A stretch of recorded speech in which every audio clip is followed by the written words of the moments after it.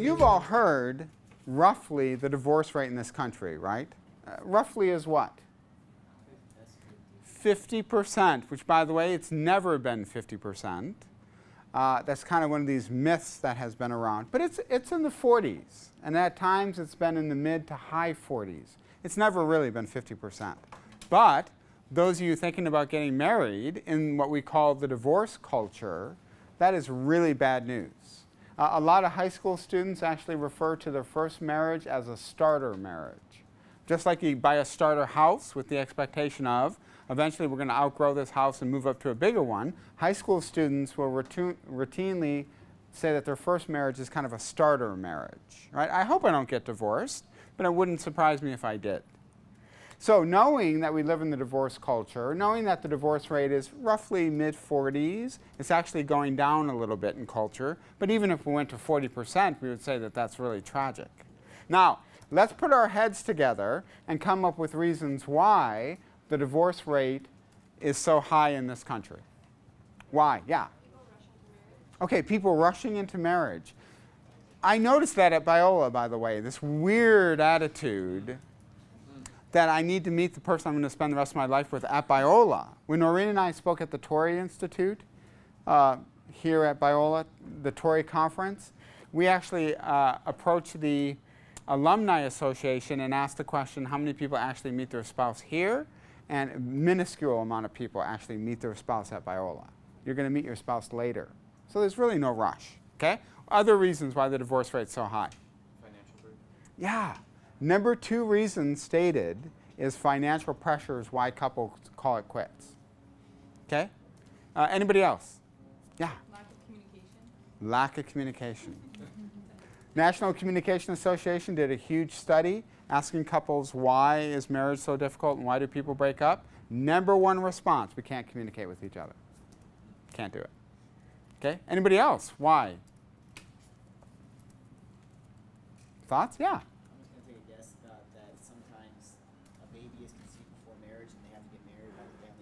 Sure.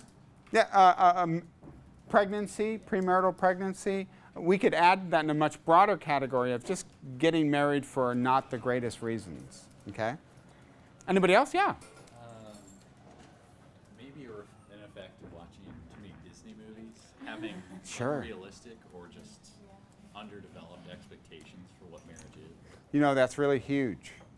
University of London did a study analyzing the effect of American romance movies, You've Got Mail, any Julia Roberts movie, but Notting Hill, Made in America. What effect did that actually have on couples, Americans' ideas of what love is?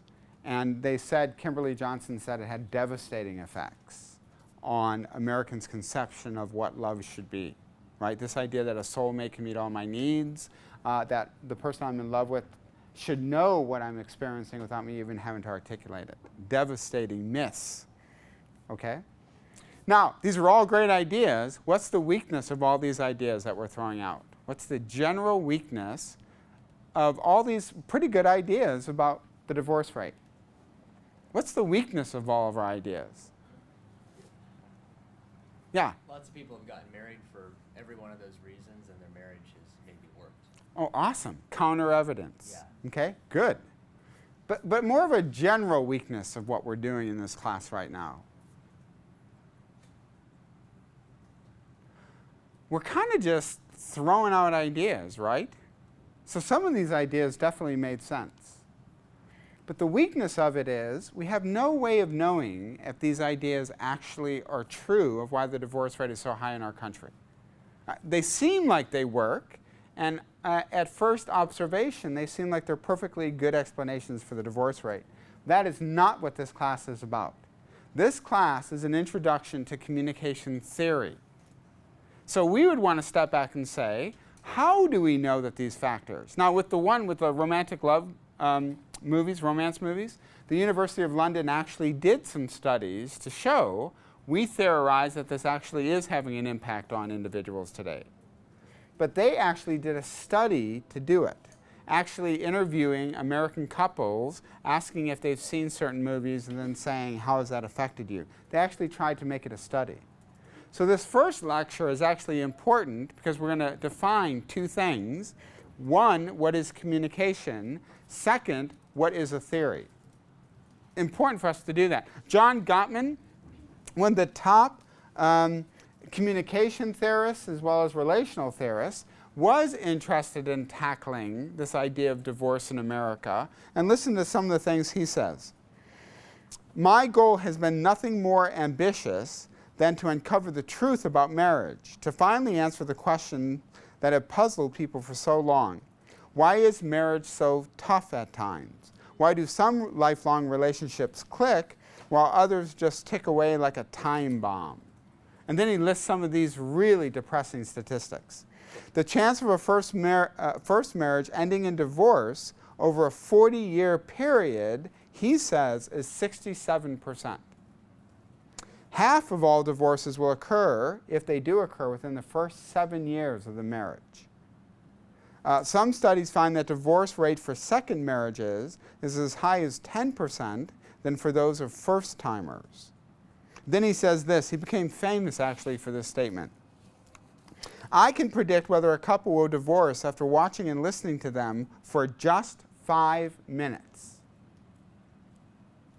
And his research has shown that he's been accurate in the 90th percentile of watching two people argue for 5 minutes. I can predict in the 90th percentile whether that couple will get a divorce or not. Now listen, I can do that too if one person has a machete, okay? I would look at that couple and I would say, okay, that's not good, okay? They're probably not going to make it, okay? But fascinating. Then he goes on to say this. These predictions are not based on my intuition or preconceived notions of what marriage should be, but on the data I've accumulated over years of study. And his research pool was roughly 5,000 couples, is how he comes to make this expert opinion based on a theory of what will happen to couples if they do one of 4 things. And these 4 things he mentions, he calls the 4 horsemen of a relational apocalypse. And we'll talk about those later, but he would say if I identify any 4 of these that habitually happen in a relationship, that relationship will get a divorce. And he's one of the top scholars in the field of marital research and interpersonal communication. So let's do this with what we're talking about. First, we're going to offer a really in detail definition of communication. Then we're going to give a definition of what theory is. Okay?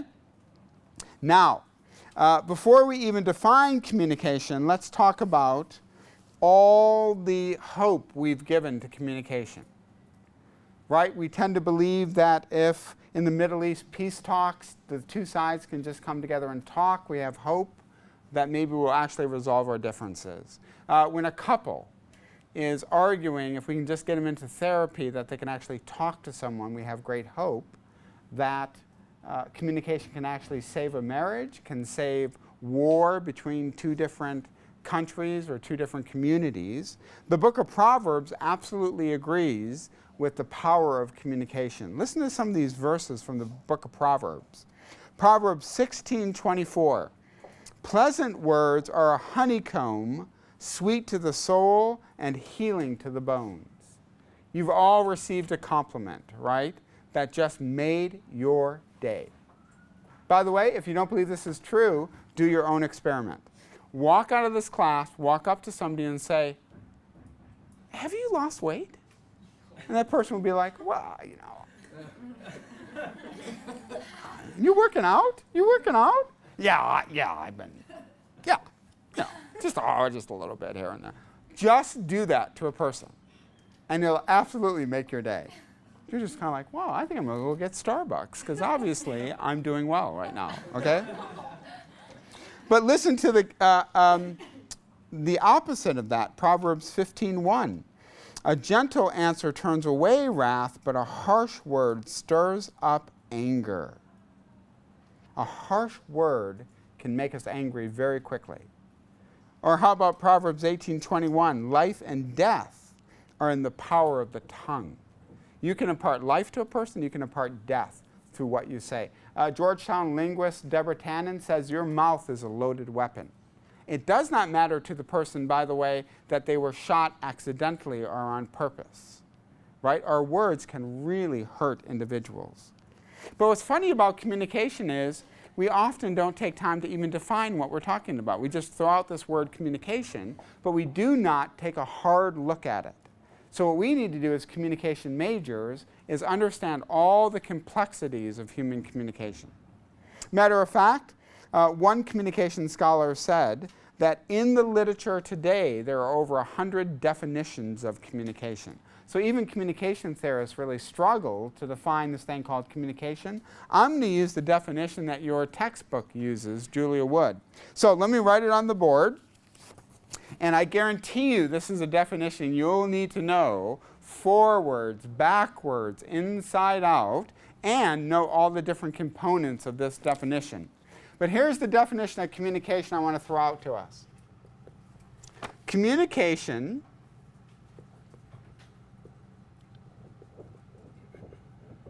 is a systemic process in which individuals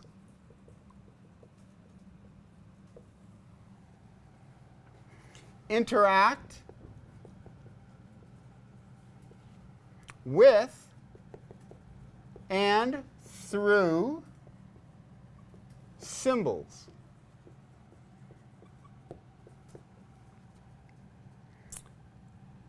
To create, you thought you were done, to create and interpret meanings.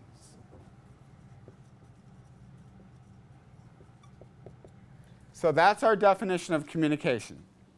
Communication is a systemic process in which individuals interact with and through symbols to create and interpret meanings. And this comes from your textbook. This would be Julia Wood. Now we're going to break down every part of that definition. The first part is that communication is a process. Communication is a process. Off the top of your heads, tell me one or two television shows that you just can't jump in on. Lost. 24. Right? Hey, come on in. Grab a seat. I just need to sign it. Oh, okay. But Yeah. Can I do it after class? I'll be back. Okay, thank you. And you're on TV. Okay. So, 24. There were times. Hey, come on, grab a seat. That's okay. 24. Well, Lost. Every once in a while, Noreen and I, one of my really good friends, he's a writer, speaker, loves Lost. I think it's one of the most profound shows he's ever seen in his lifetime.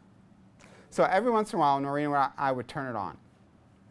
And you got these two guys down in this deep well, and some clock is going, and the thing is about restarting this clock, or our life's going to end as we know it. And Noreen and I would just sit there and think, what is going on? Who can make sense of this? So there's certain shows you just can't jump in on. Do you have conversations with your friends that if somebody were to jump in on it would think that you're just crazy? Right? What that shows is that all of communication is a process, that every conversation really has a history behind it. And that for most of us, the process of communication means that what you said prior to the conversation has direct impact on the conversation. I have a good friend of mine in Chicago. He'll call me and he'll say, just on the phone, now this guy's a pastor, okay? He'll call me and he'll just say, this sucks. That's all he says. Sometimes he says, this sucks, and then hangs up the phone. That's it. He doesn't even need to say anything more. Why? Because I know exactly what he's saying. If it's hockey season, my beloved Detroit Red Wings have lost to the hated, satanic Colorado Avalanche. Okay, that's all he needs to say. If he calls and he says, this really sucks, the University of Michigan has lost to either Ohio State or Notre Dame. Both are equally horrible, by the way. Equally horrible. Because we've been born and raised in Michigan. We love the University of Michigan. We love the Detroit Red Wings. So that's all he needs to say. That's it. Eric Thomas will call me every once in a while, and all he'll say on the phone, my message, is, where are the animals? That's it. Because Eric and I will find ourselves in certain situations, and you know those horror movies? You know something really bad is about to happen when there are no animals. Why aren't the birds chirping right now? You know, so Eric will, every once in a while, just leave on my phone message, where are the animals? That's it. That's it. So it's a process, right? There's a Russian linguist who has a great concept. He calls it already spokens. Already spokens. His name is Bakhtin.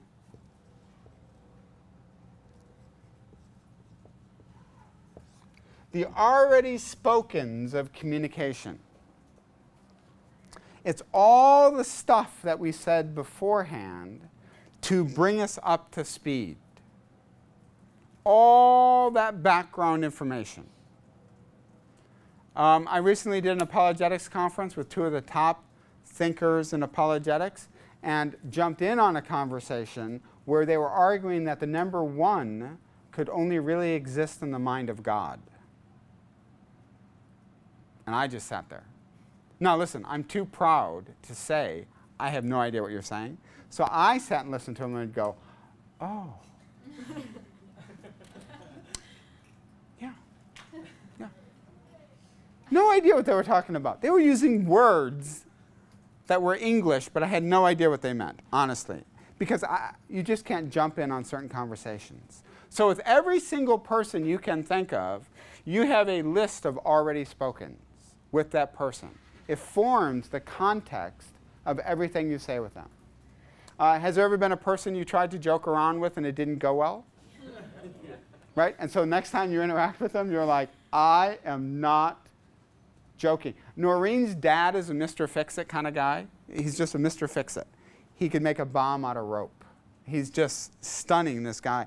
Well, I don't know how to do anything. I honestly do not know how to do anything. My wife is a Mr. Fix-It kind of woman.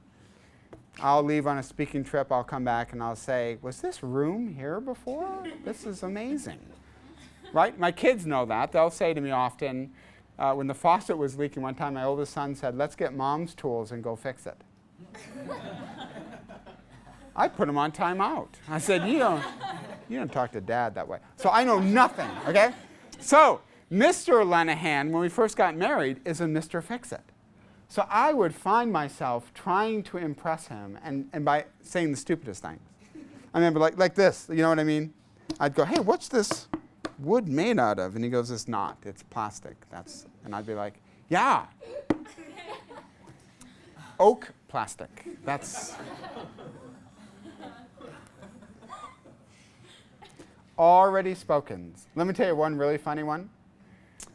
We came back from our honeymoon, and Noreen's mom was graciously doing laundry, and she grabbed Noreen, and she said, Noreen, all of Tim's underwear has the name Dave written inside them.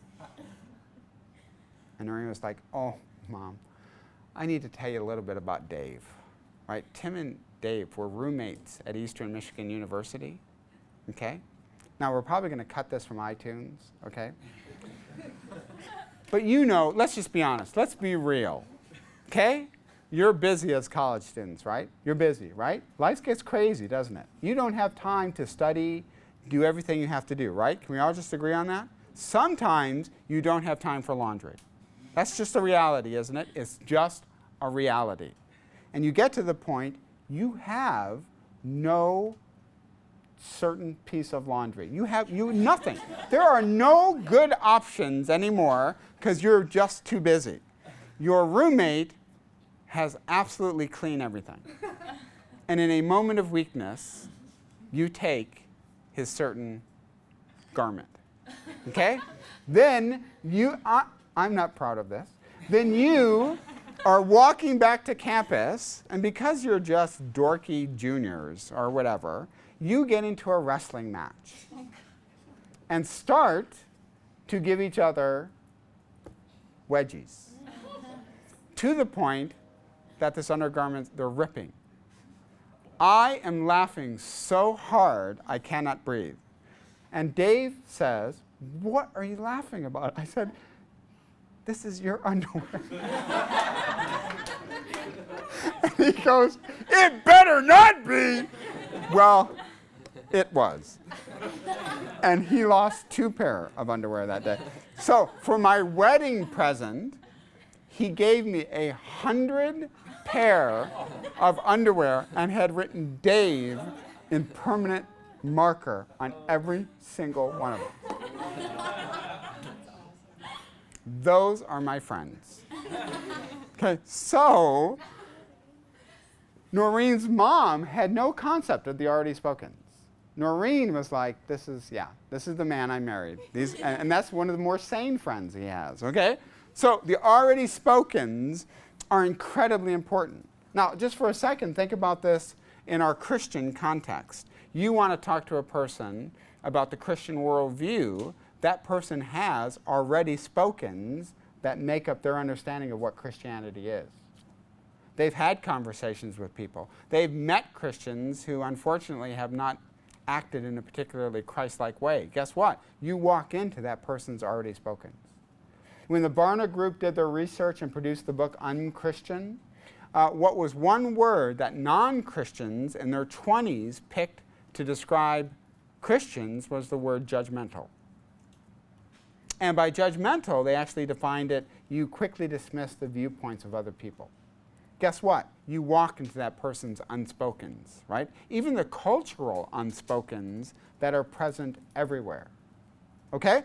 These unspokens are incredibly important to understand the context of a conversation you're about to have with a person. You walk right into all their already spokens. By the way, think of the already spokens we've created in this class already. Some of you, and I will publicly deny it and then confess it later. Okay? You'll share this underwear story with people, and I'll say, I think that was Matt Williams' class. I don't think that was I don't know, I wouldn't have done that, especially since I'm going up for tenure this year. I didn't do that's gross. I never would have done that. Okay? So we have our already spokens. And by the way, people are going to come into class, and we'll have this inside joke, and they'll be like, that makes no sense whatsoever. Well, that's okay. It's part of our already spokens. They make up a huge part of the process of communication. By the way, very good for you to be aware of what the already spokens are with different people that you want to connect with. Okay? So that's the very first thing, is that communication is this process. Number 2, all communication is what we call systemic. Systemic means that when you talk to a person, you speak into their system of meaning. When you speak to a person, it's systemic. You walk into a person's system of meaning. All of it's related. How did they come up with that system of meaning? Well, they grew up in a particular family. They grew up in a particular part of the United States, or they're international. So when you talk to a person, you're talking to their gender, you're talking to their ethnic background, you're talking to their educational background. You have just entered into their system of meaning. It's systemic. It's all interrelated. So sometimes you'll say a word that is just grossly misinterpreted. My wife and I speak for family life conferences, these marriage conferences, and in these conferences, when we're done, every speaker is evaluated by a random sampling of the audience just to see how the speaker is doing. I was very surprised one day when I got a comment that said, hey, really like the conference, I was kind of surprised that the speaker was using semi-inappropriate language. And I was like, what in the world? Well, she wrote down the word that I had said. She said, when he used the word asinine, I just thought that that was inappropriate. And I'm going, what? That's not a swear word. Asinine is not a swear word. Well, my wife said to me wisely, honey, maybe you better stop saying it. And I said, no. Got another evaluation from another conference. Yeah, kind of surprised to see the speaker using blue language when he said the word asinine. I was like, that's asinine. This is, you know what I mean? That is not what that word means. That is a perfectly legitimate word. It's not a swear word. It's not. But then I thought about one time what Mark Twain said. When one person calls you an ass, ignore it. If two people call you an ass, buy a saddle. Okay? So I'm up here using a word that is clearly distracting to some of the audience members. Now, that word does not mean that. Okay? But for some people, it's a swear word. So as a good communicator, I'm speaking into their system of meaning. I need to evaluate it not as I'm using it, but as they hear it. Now, let me give you a little bit more of a sober illustration. There was a high school teacher, elementary school teacher who was white teaching in a predominantly black elementary school. She passed out what my kids got all through elementary school, and those were your vocabulary words, your spelling words that you're going to be tested on. One word she gave out was the word niggardly. Now, who knows what the word niggardly actually means in the dictionary? What does the word niggardly mean? Stingy. Okay, to use properly, hey, don't be so niggardly, next time buy lunch. Okay? So that's what the word means. A lot of parents, African American parents, were deeply offended. Why? Because the word had a negative connotation. I suppose if niggardly meant heroic, some people wouldn't have had a problem with it. But it didn't. It had a stingy. So they were upset enough that they approached the principal and said, what kind of teacher do you have that could not understand that the word niggardly would have negative connotations, and she's passing it out to African American students? Do you know she lost her job?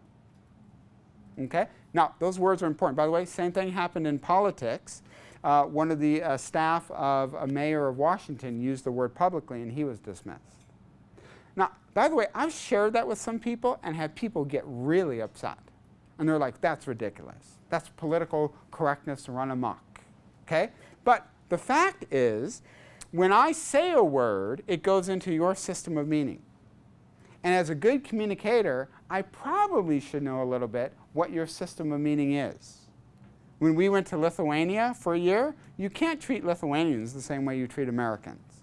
Different systems of meaning. So a huge part of communication is to say, how did you just use that word, and what does it mean to you? A funny story, I once said to Noreen, quite casually, I told her I loved her when we were dating. It was actually in the midst of an argument, and I said, listen, you really frustrate me, but I know I love you, and that was it. I'd never said that word to her before. She went home and semi-wigged out, because to her, love is synonymous with the word marriage. I went home, talked to my roommate, Athletes in Action staff, sat down with him and said, he said, yeah, what's the matter? I said, Noreen and I had an argument, blah, blah. I think it's okay because I told her I loved her. John was like, what did you say to her? I said, well, I loved her.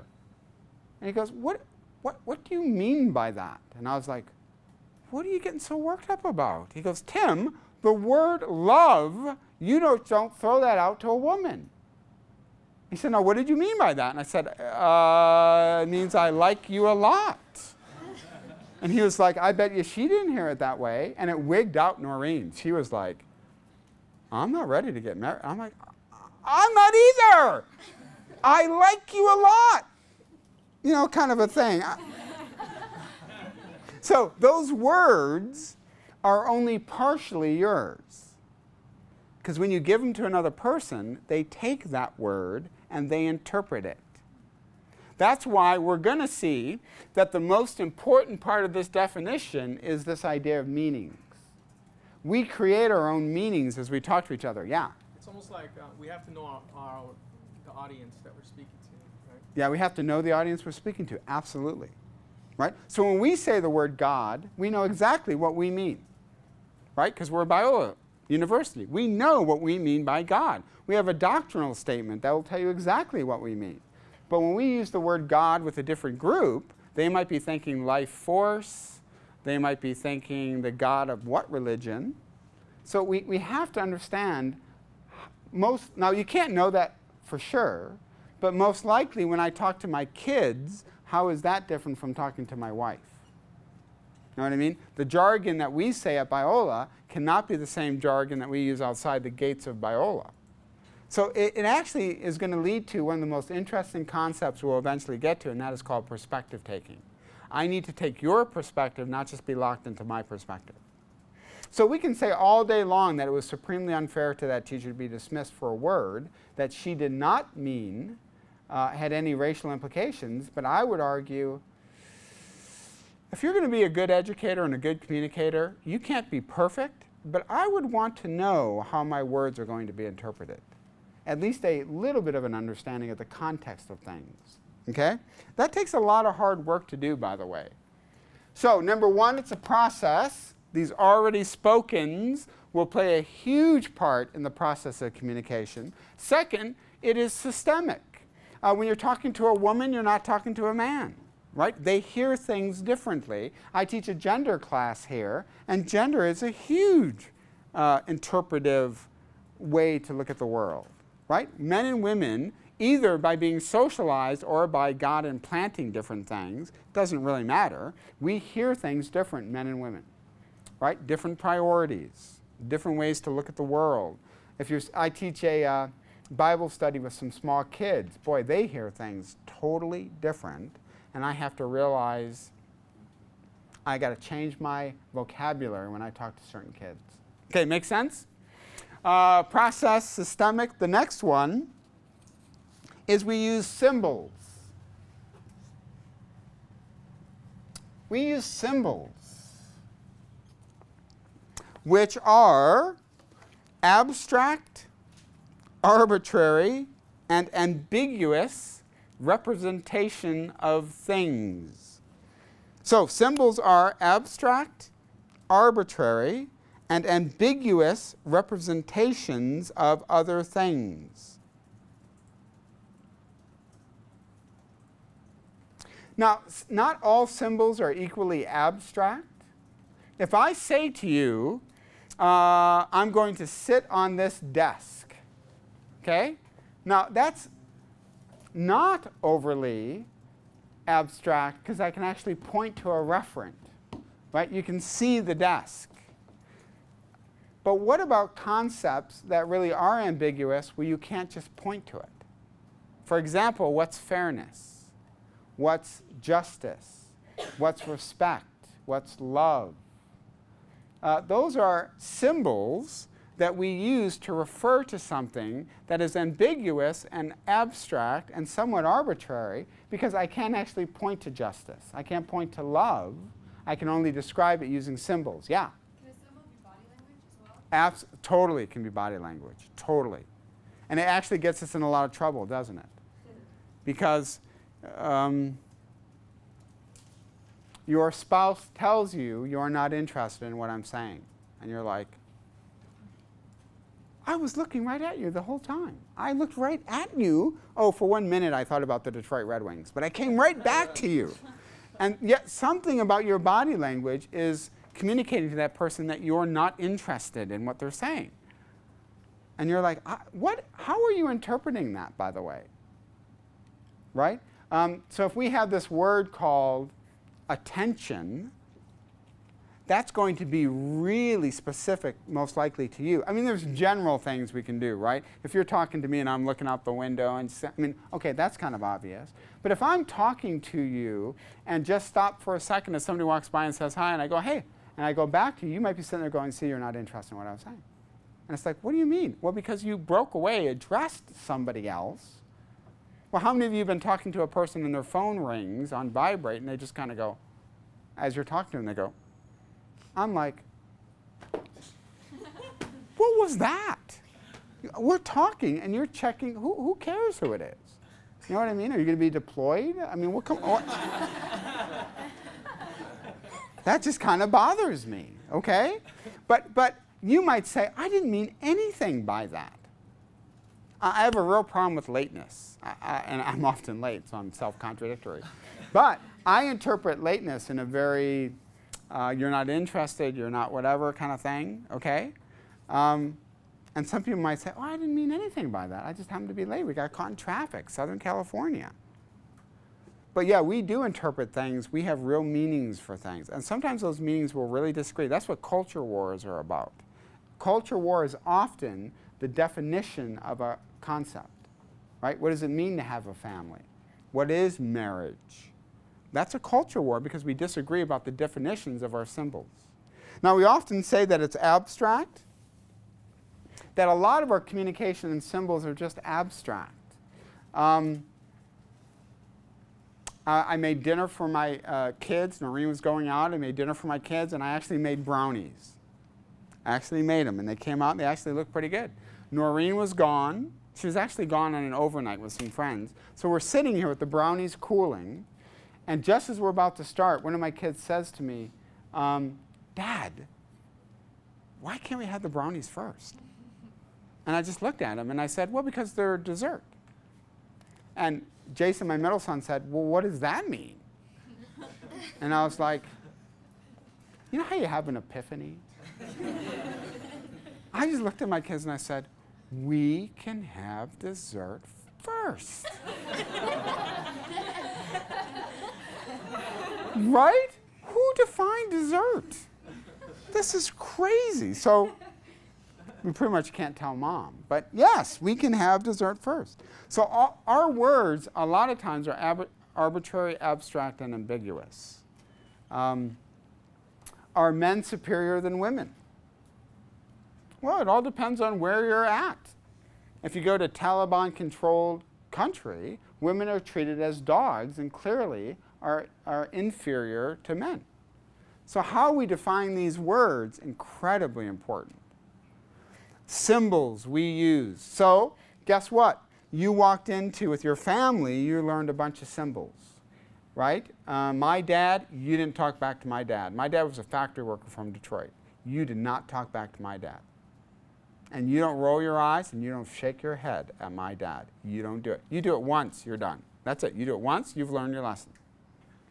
Now, today, kids will, you know what I mean? So Noreen has actually had to say to me, you need to relax a little bit with the kids because you kind of interpret everything as a slight.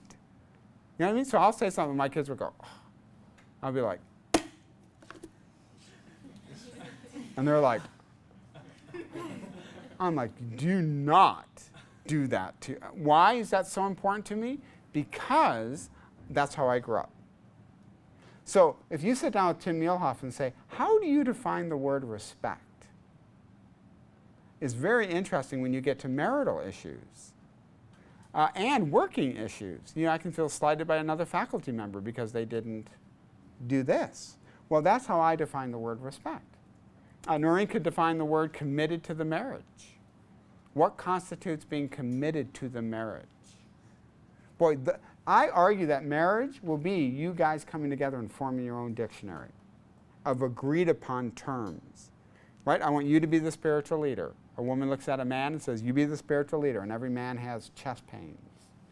It's like, what does that mean, be the spiritual leader? Praying more? Quoting Bible verses during a date? What? Well, you know what you said just reminded me of Hezekiah. It's like, you know what I mean? Is that what? So these words really are symbols that have to be defined. One of my favorite communication theorists said this about words. All words are riddles that have to be unpacked. All words are riddles. One time I went into the bedroom, Jason was crying, middle child, face down, crying. And I sat on the bed and I said, Jason, what is going on? You love Michael more than you love me. And it's the classic middle child. You just love Michael more than me. And I'm just sitting there and I said to him, I said, Michael, Jason, that is not true. I did not say that. But how many of you have read the book called Love Languages by what's his name? Yeah, Gary Chapman. Each one of us has a love language. Jason's love language was time. And to be honest, he had a really good point. Michael was on a baseball team that was playing for the championship. Jason was on a baseball team. They won their last 2 games of the season. They lost every game, got slaughtered. So often these games were at the exact same time, and I had gotten into the really bad habit because Michael's in a playoff race. I would just kind of go to Michael's game. So listening to Jason, how does he define the word love? Now I could say to Jason, Jason, I tell you I love you. Isn't that enough? Well, for Jason, love is primarily defined as time. So all of these words are symbols that we really need to understand that we're representing things. The classic thing about God, you've heard this from theologians. When I say God is your father, for some people hearing that, it's a negative. Because my father, our relationship was not great, so to think of God as a father just doesn't work for me. Other people think, oh, that's a perfect analogy, because I love my dad, and to think that God is my dad, that's really powerful. So how we interpret those things is really interesting. Then finally, we get to the most important. So these symbols have to be created and interpreted. All of our symbols, love, respect, honor, all of these words, what do you mean by that? How do I know my kids honor me? How do I know my wife really loves me? I was speaking at a marriage conference and mentioned a survey I'd come upon that women were asked, a huge population of women were asked, would you rather make love to your husband or have a good conversation on the couch with your husband? What would you rather do? Do you know 81% of respondents picked making love to their husband? No, I'm kidding. Having a good conversation. Having a good conversation. How do they define intimacy? Face-to-face interaction is how they define intimacy. Right? So I say to my wife, of course I want to be intimate. And she says, well, I want to be intimate too. We both are literally using different words. Okay? Very interesting. Yeah, I'll stop there. I have more illustrations, but I'll stop because we're being taped. All right, here we go. So all of these symbols have to be created, and they have to be interpreted. And the key of this definition is number 4, meanings. So in the Muehlhoff family, what does love mean? Well, guess what? Noreen and I have come together and we've defined that word. It's the Muehlhoff definition of love. What does it mean to be a godly family? Well, I don't know what your definition is. In the Muehlhoff family, we've come up with this definition. Why? We had to hammer it out together. And guess what? You and your roommates, right? What is cleanliness in the apartment? Well, you're going to have to hammer that out. One of the biggest struggles Noreen and I have is how much do you have to actually clean for the babysitter? Early on in the marriage, how clean does the house have to be for the babysitter to come over? I'm like, honey, we're paying this woman. She's coming up. We're paying her, by the way. I know, but we need to clean. And I'm like, define clean. Because I'm looking around this place. I think it's clean. This is nice. It's clean. You should have seen me as a bachelor. This is like the Taj Mahal. This is gorgeous. And Noreen's like, honey, come on, we gotta. One time we were so busy, I decided to surprise Noreen. I actually brought in cleaners. And I said, hey, I got a surprise for you tomorrow. And Noreen was like, what? Cleaners are coming. She said, Tim, thank you so much. Well, we got to get ready for them. We got to clean a little bit for the. Totally serious. I'm like, clean for the cleaners? Yes, we got to. Wow. Okay? So, meanings are hammered out.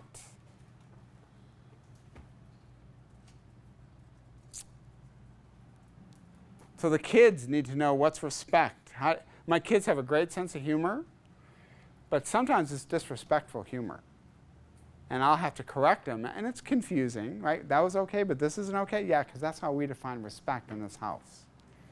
Okay? So all of you, with every single person, that's every person, you are creating meanings. By the way, talk about the democratic process in the United States. We're creating meanings in this country, aren't we? And sometimes these meanings change radically, right? What constitutes being a human being in this country? At one time, we take it for granted, but the Dred Scott case was determining with an African American man, is he fully human?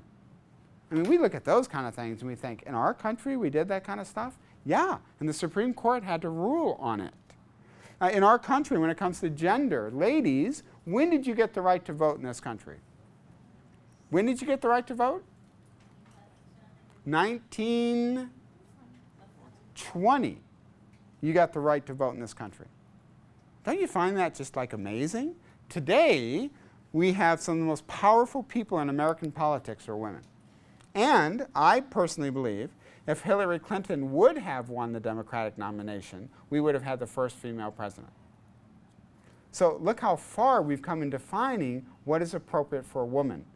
So as a country, we're hammering out these meanings just as much as couples are hammering it out, and you and your roommate are hammering it out. Meanings is the heart of our definition of communication. It's what ties everything back together. How do you know how your meanings are going to be interpreted in a person's system of meaning? What do certain symbols mean? How do we create these symbols culturally as well as interpersonally? And how do we interpret each other's actions? It's a pretty complicated process for us to communicate with each other. So, thoughts, questions, comments as you think that over? Yeah? In terms of process, could you interchange that with context? Or? Yes, context is a huge part of process. And the context changes over time as well. My communication with my mother is radically different today than it was when I was living under her roof. Probably many of you have noticed that going back home now. It's a little bit of a different ballgame now that you're in college. So a huge part of process is this ever-evolving context that kind of changes. And by the way, it's changed in our country over and over and over again. The context has changed. What was acceptable, what was not acceptable. So as a country, we're in this process of communication as well. Any other thoughts, questions?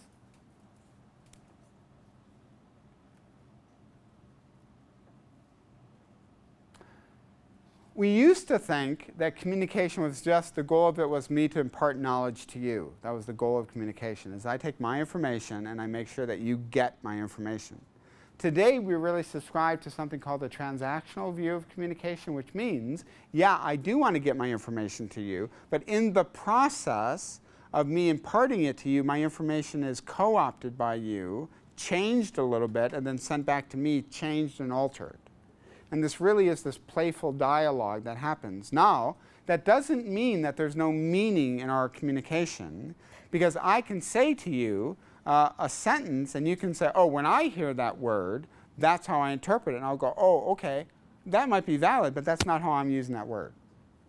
So then we actually get to negotiate with each other what we mean by these different things. And that's the transactional view. It's this continuous process of me saying something, you interpreting it, and me affirming your interpretation. And sometimes the interpretation changes between us as we communicate with each other. All right, makes sense? Any other comments about that?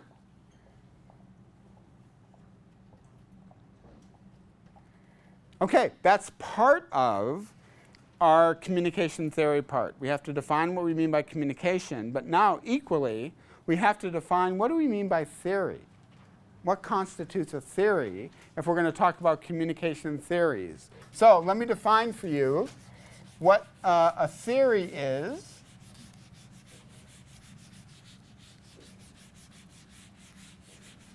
And an interesting part of our conversation is going to be, once you come up with a communication theory, how do you evaluate it? Like Gottman's idea of the four horsemen of a relational apocalypse, how do we know it's a good theory? How do you test a theory? Then remember, what's going to happen is as we talk about these theories, we're going to talk about the foundations of theory. And when we talk about the foundations, one of them, the foundations, is going to be your view of truth. Do you see truth as being something that is socially constructed, or do you believe truth is something that exists outside of culture? Huge part of being a theorist is to determine that question. At that point, we're going to take a break, and I'm going to come in for a week as your guest lecturer, and I'm going to introduce you to something called social constructionism.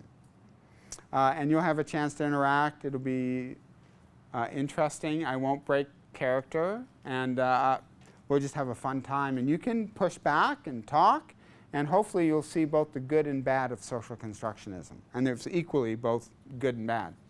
But let's define theory.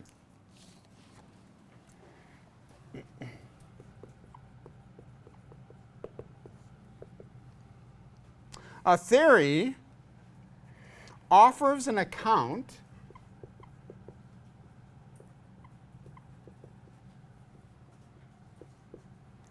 of what something is, how it works, what it produces,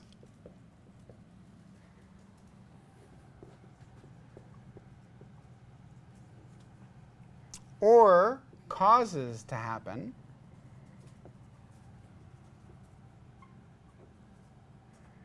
and what should be the case.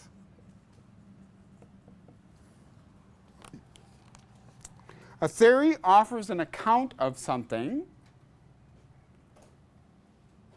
offers an account of what something is, how it should work, what it should produce or cause to happen, and what should be the case based on my theory. This can be broken down in a couple different ways, the four goals of a theory. The first goal of a theory, these are goals, is description.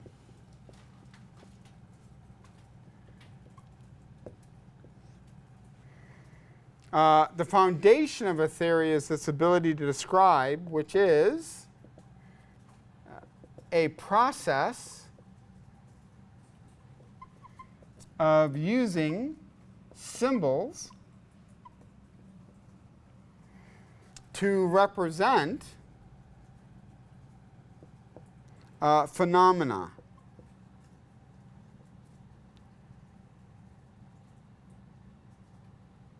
Can't write and talk at the same time. Phenomena. Before we can figure out how something works, we first need to describe what it is. So let's go back to John Gottman for a second. The first thing in Gottman's theory is he has to describe what he's talking about. Now you need to understand John Gottman is a top-rate academic, but wanted to make his work more popularized, so he enlisted the help of an assistant and wrote a bunch of really influential books. So when he talks about the four horsemen of a relational apocalypse, that's kind of not necessarily even his terminology. It's kind of popularizing his thoughts. But the first thing Gottman would want to know is that in describing his theory, remember he's talking about the four horsemen of a relationship, that if any one of these are present, this couple's heading towards divorce and will in fact get a divorce. First thing he needs to do, describe what you mean by the four horsemen of a relational apocalypse.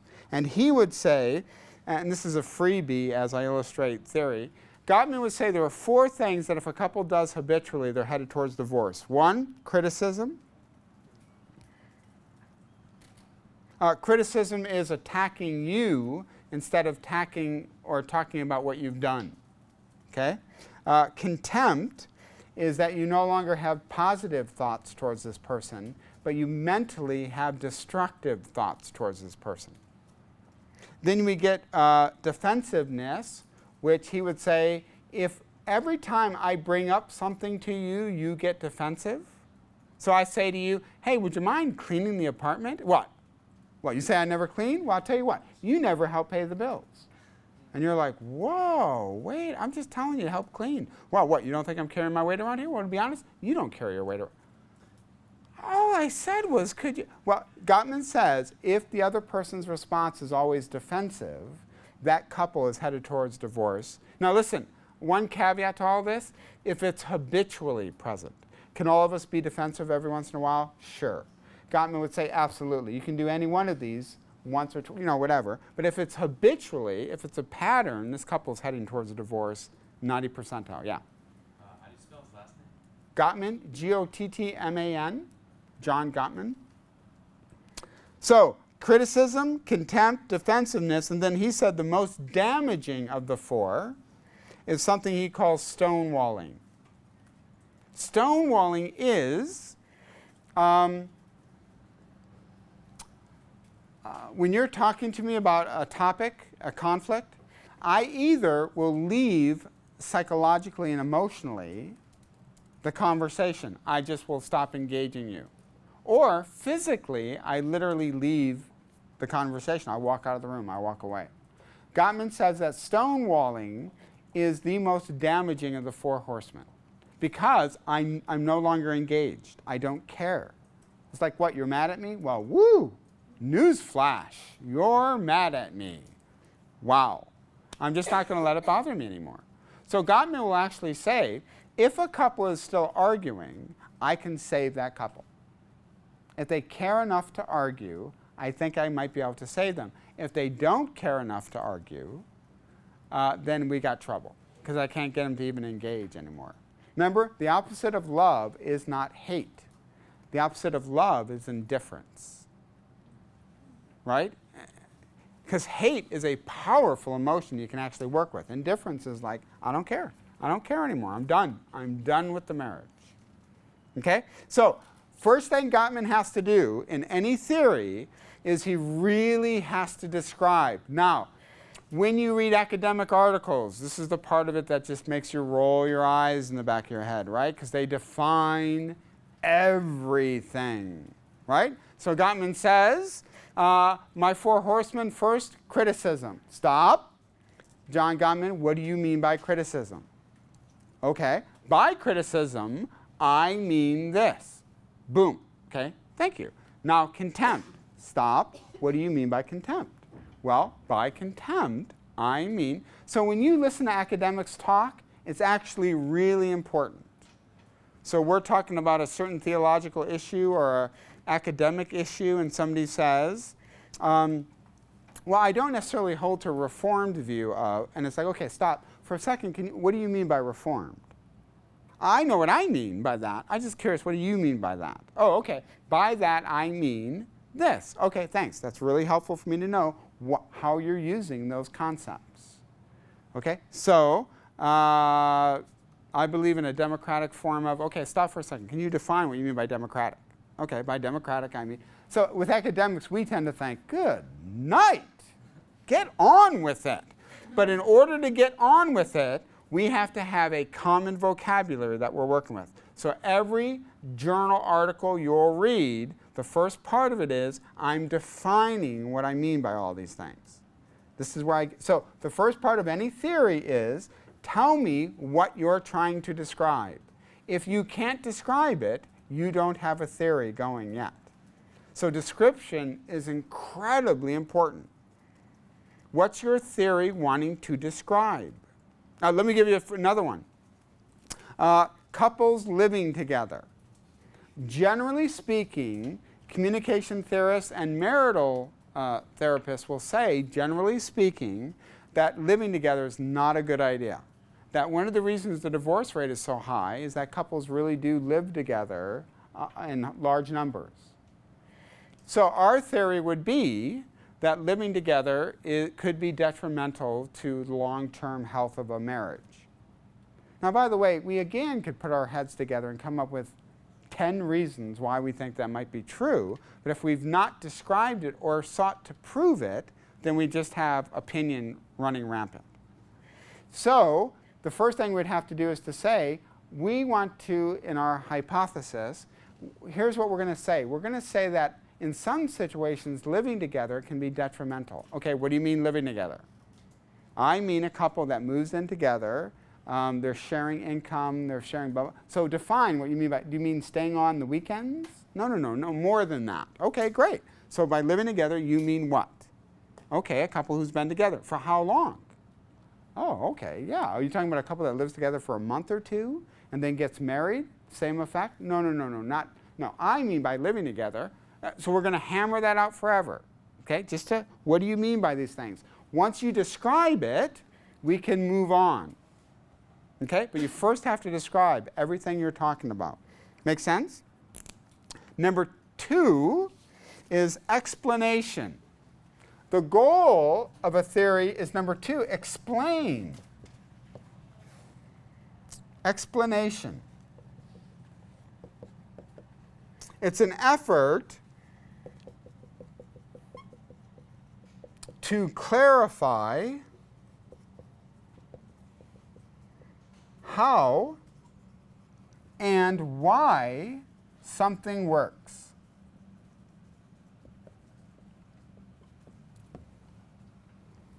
Explanation. It's an effort to clarify how and why something works. So, John Gottman, what's so bad about being defensive? What's so bad about criticism? What's so bad about stonewalling? Right? You picked 4 very specific things. You didn't pick other things. Right? You didn't pick physical abuse. You didn't pick, right? Why these 4? And by the way, how do these 4 make a relationship toxic? So Gottman described something he called the cycle of negativity, is what he came up with. The cycle of negativity. And this is what he says. Now, you don't need to write all this down. This is all wonderful added bonus cuts from the DVD. Okay, here we go. The cycle of negativity is this. First starts when a couple moves from complaining to criticizing. Gottman says you have every right to complain in your relationship. Now, we listen to the word complain, and I tend to think that's kind of a negative. Gottman does not think complaining is negative. Complaining is you have the freedom to say this relationship isn't as I want it to be. Gottman would say if you don't even have the freedom to complain in your relationship, what kind of relationship is that? So complaining is okay. It's okay to say, hey, when I walk into the apartment at the end of a long day and the place is kind of a mess, that kind of bothers me. And I would love for you to help clean. Okay, that's complaining.